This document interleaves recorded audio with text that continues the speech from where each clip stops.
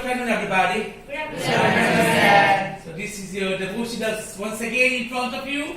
Today, let me introduce everybody with direct and indirect speech. Okay? How to change from direct speech to indirect speech and vice versa, from indirect to direct. My dear students, please don't go to oblivion that verb means action, action means work, work means doing something. Whenever we are doing something, that is called verb in English. He is flying a kite, he is doing something, so fly is a verb. She is singing a melodious song, she is doing something, so sing is a verb. Okay? So, whenever we are doing something, that is called verb in English, my dear students. So, my dear students, in narration, we come across 5 kinds of sentences. How many kinds? 5. First of all, we have assertive sentence. Assertive sentence is a statement of fact. Assertive sentence, it is a statement of fact. As for example, exempli gratia. The earth moves round the sun. It is a fact. Because this statement has been universally recognized. This statement has been acknowledged by the people living in every nook and cranny of the globe. So this is a fact. Okay? The sun rises in the east, the sun sets in the west. These are all facts. Proven facts. So, assertive sentence is a statement of facts. Okay. Now, assertive sentence is divided or decentralized or classified into 2 categories. Affirmative sentence and negative sentence. An affirmative sentence has a positive meaning. On the other hand, a negative sentence has a negative meaning. Or we can put in this way, the sentence that has a positive meaning is called an affirmative sentence. On the contrary, the sentence that has a negative meaning is called a negative sentence. There are 4 words, my dear students: no, not, never, none. So, these 4 words, if you get these 4 words, these are pure negatives. No, not, never, none. These are pure negatives. And besides these, there are some semi-negatives in English, like hardly, scarcely, seldom, rarely, barely. So these are semi-negatives in English.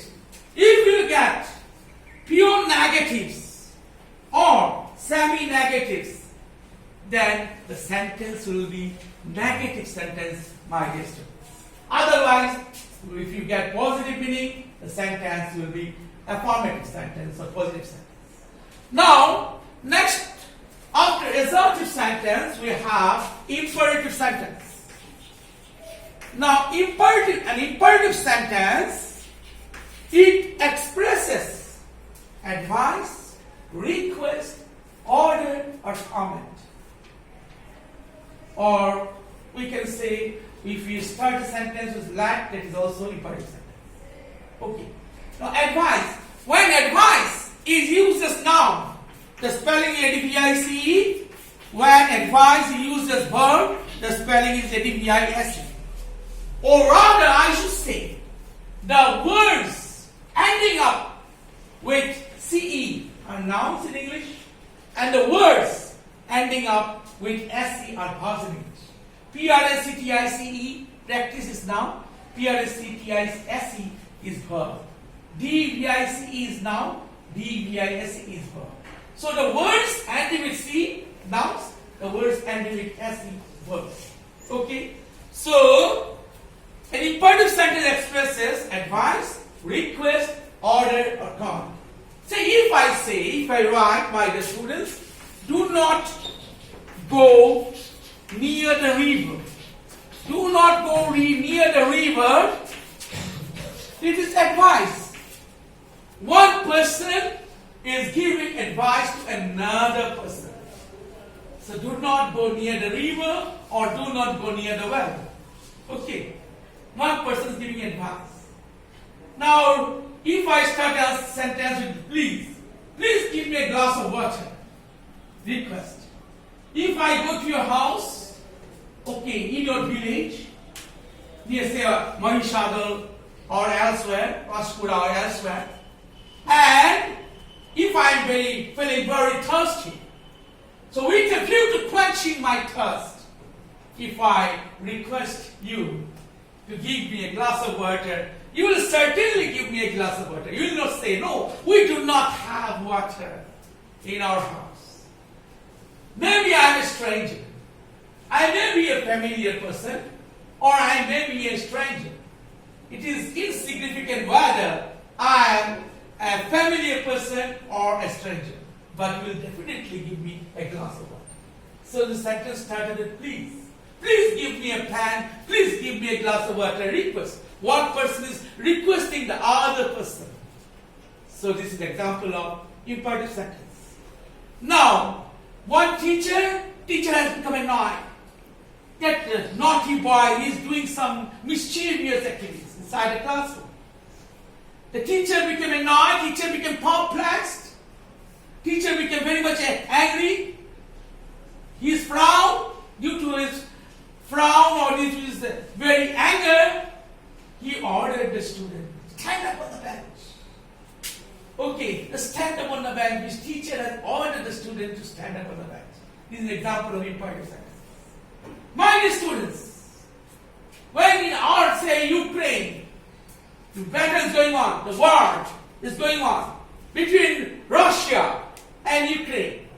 Okay, now are the army army officer, he tells his soldiers to march forward. He said, march forward, means he is giving comments to his soldiers, to his warriors, to his fighters, to his brave, gallant soldiers to march forward. So this is an example of imperative sentence. Now next is interrogative sentence. Interrogative sentence means asking questions. Continue. So Continue. So whenever a sentence ends with question mark, this is called question mark in English. The other name is sign of interrogation, question mark or sign of interrogation.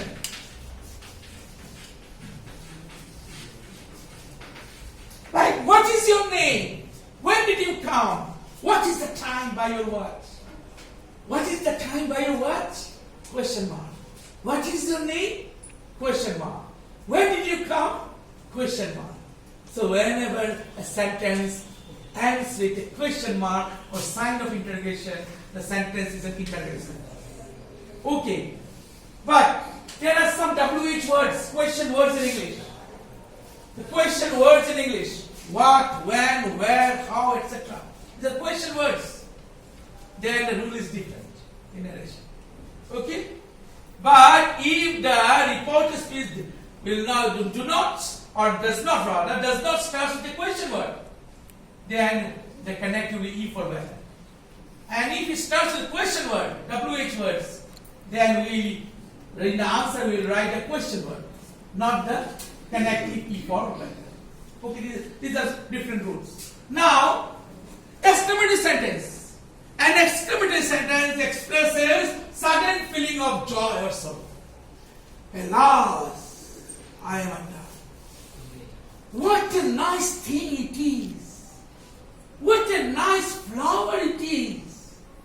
A sudden feeling of, first one is sorrow, now joy. So the exclamative sentence, when the sentence ends, there is one exclamation mark. Exclamation mark. The other name is note of exclamation. note or exclamation. Now, and last but not the least, we have optative sentence. An optative sentence expresses we should pray. May God bless you.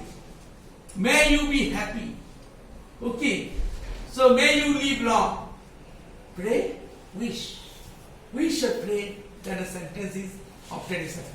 So these are 5 kinds of sentences that we come across in narration. Okay? In narration we are getting 2 words. If I write he said, I do it. He said, I do it. This reporting verb, this is called report speech. The verb that reports is called reporting verb. And the portion within the inverted commas is called reported speech. So if there is one reporting verb and one reported speech, the sentence is said to be in a direct speech. So in narration we change from direct speech to indirect speech and vice versa, that is from indirect to direct. Okay? So when you are changing from direct to indirect speech, then in answer there will be full stop. Okay? Now my dear students, when we join 2 parts of the sentence, we use connective or conjunction. What is connective? Connective is a joining word or linking word. The word that joins 2 parts of a sentence or links 2 parts of a sentence is called connective or conjunction. In case of assertive sentence, the connective is that. What? That. In case of imperative sentence, connective is to. What? To. But 2 is followed by the base form of the verb, be base 1. 2 plus be base 1. Base form. Be base 1, each and every word, whether it is a regular verb or irregular verb, weak verb or strong verb, each and every word is in 3 forms. Be base 1, be base 2, be base 3. The other name of be base 1, it is called the base form of the verb.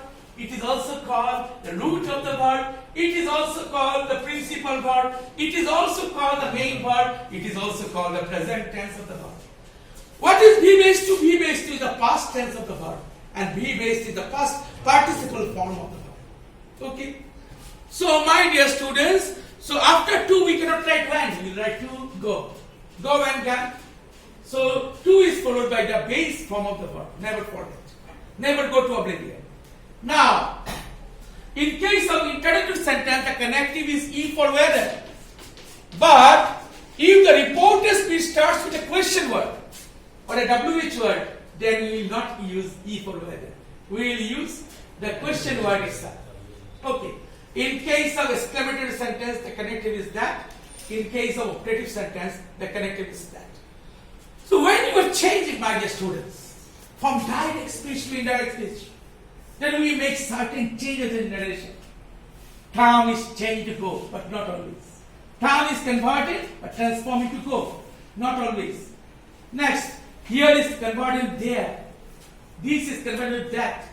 This is converted those. Okay. So yesterday is converted the previous day or the day before. Tomorrow the next day or the following day. Last week is changed to last previous week. Last month the previous month. Last year the previous year. Has is changed to dance. Okay? And hither is changed to hither. Hitherto is changed into hitherto. Okay, now hitherto, you may ask me what is the meaning of this word hitherto. Hitherto means till now. What, everybody? Till now. And hitherto till then. Hitherto means till now and hitherto till then. Now is changed into then in narration when we are changing direct. So these are the changes and etc. There are some certain other changes. Say in the direct speech if you get must, in direct speech we will add had to. Must is changed to had to. This is a rule. Okay. While solving narration we will find it out. Okay, after this, have you understood everybody? Yes. Now students, let me teach narration in mathematics. So I am giving you a mathematical reduction of narration. Please give a patient hearing and look at the blackboard and how I am forming the rules. The rule. This is rule number 1. Mathematically we can write,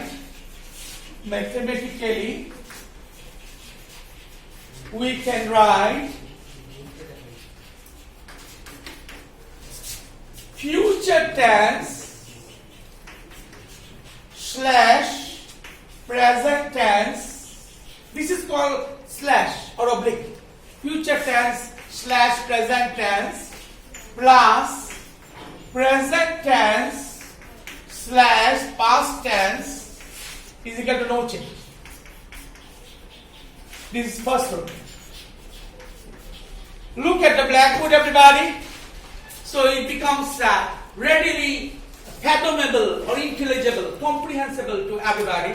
So future tense slash present tense is reporting verb. Present tense slash past tense is reported speech. This is narration.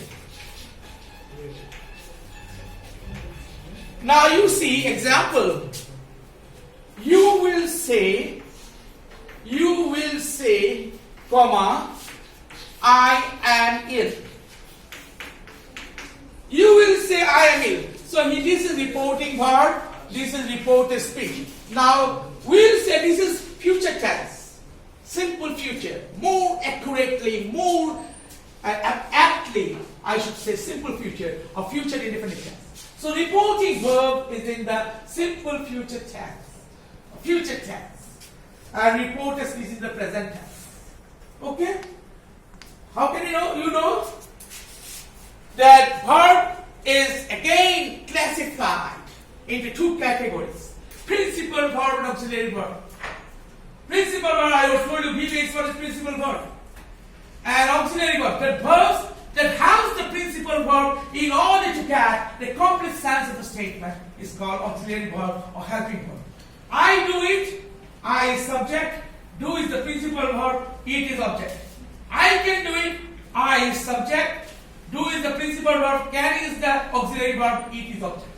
Why can is auxiliary verb? Because can, this verb, is helping the main verb, principal verb, in order to get the complete sense of the statement. Okay, now am, if I prepare the chart will be like this. Am is, was, are, were, be. Am is, was, are, were, be. These are singular number, plural number, present tense, past tense, present tense, past tense is past participle. Am and is, these are used in case of present tense singular number. Was in case of past tense singular number. Look at the blackboard, everybody.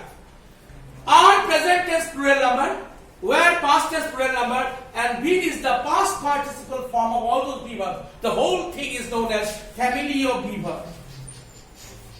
Family of be verbs. Okay, so you see here the reporting verb. I told you many times last one that the verb that report is called reporting verb, and the portion within the inverted commas is called reported speech. So here the reported speech is present tense. So future tense plus present tense is equal to no change as per rule. So this will remain the same. You will say, now assertive sentence connective will be that. I told you previously. In case of assertive sentence connective is that. In case of imperative sentence connective is to, but to is followed by the base form of the verb. In case of interrogative sentence connective is for whether. But if the reported speech starts with a question word or WH word, then we will not use E for whether, rather we will use the question word itself. In case of exclamatory sentence connective is that. In connective vocative sentence also connective is that. So you will say that I is you. After you should write are. This is the answer. You will say that you are ill. So you see, we have used the mathematical formula and solved the question. Okay? Whatever query was made. Now, another example, he has said, I went. He has said, I went. Here, this is reporting verb, this is reported speech. Okay? He has said, present perfect tense. Okay? Is that it, everybody? Yes, sir. Okay. So present perfect tense So present perfect tense of the verb is formed by adding subject plus have plus past participle or subject plus has plus past participle. Subject plus have plus past participle in case of first person, second person plural number, and subject plus has plus past participle in case of third person singular number. Okay, so he has said here the verb is in the present tense and went is past tense. So let us go to the rule. Present tense plus past tense is equal to no change. So here the I went is assertive sentence. The connective will be that. He has said that I will be converted into he and then went. Everybody, have you understood? Yes, sir. Clear, everybody, all of you? Yes, sir. Any doubt, any confusion? No, sir. You can ask the question from any corner of the world, and I promise that I will give you answer. I will definitely give you answer. Okay, now next, rule number 2.